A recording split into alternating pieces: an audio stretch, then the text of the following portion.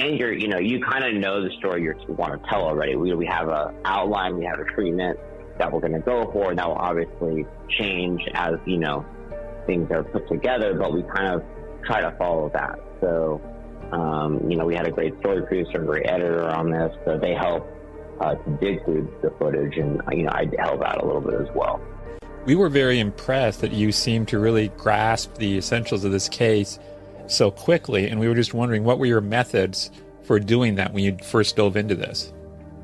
Yeah, I think after, having done Murder in the Heartland and digested, like 6 to 12 cases on that, and once I got this one, I just read everything I could read about it. So I'll read every news article. This was an open case, so this was tougher because we didn't get the police report. So I read everything. I listened to the Murder Sheet podcast on a drive, and I knocked out 10 episodes, which was very helpful. And so that was a helpful way to digest information, talking to the people involved in it.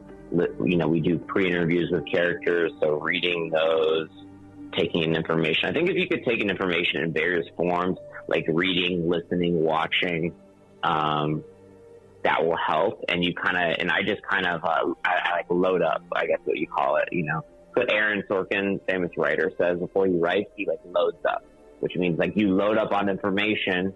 So when you go to do the thing, it's already in you, Mm-hmm. And so I load up before I go, and I just try to process it.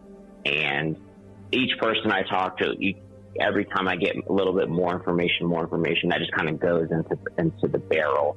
And I think just being focused, also really helps to take in information. I had a job to do. I knew I needed to know this case, and I have a timeline. So if you got 3 weeks to prep, then you just digest as much as you can. And I've just over time gotten better at that process of digesting and retaining that information.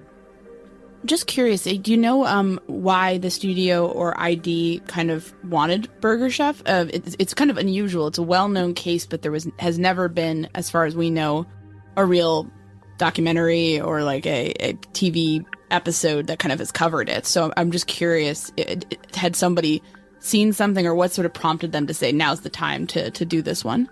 Well, so the production company I work for, Ample Entertainment, what they do when they pitch this show is the show got approved by the ID or Discovery Plus, but now it's going to be on the ID channel and Discovery Plus, and they approved it. And so what they do is Ample is the one that finds the cases and presents those to Discovery.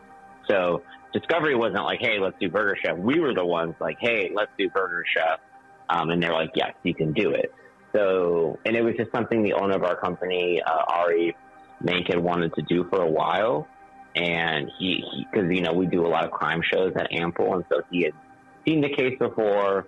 And I think they just really liked, that nostalgic, thing of this safe space of a old, fast food joint. And that we all have as Americans, these memories and these positive things of when we were teenagers, going to our local, whatever, McDonald's, Burger Chef, Burger King, And so I think just the innocence of the location of where these kids were kidnapped and how it all went down, I think really intrigued our owners at our production company. And I think Discovery saw that, and, they saw the benefit to do this series as well.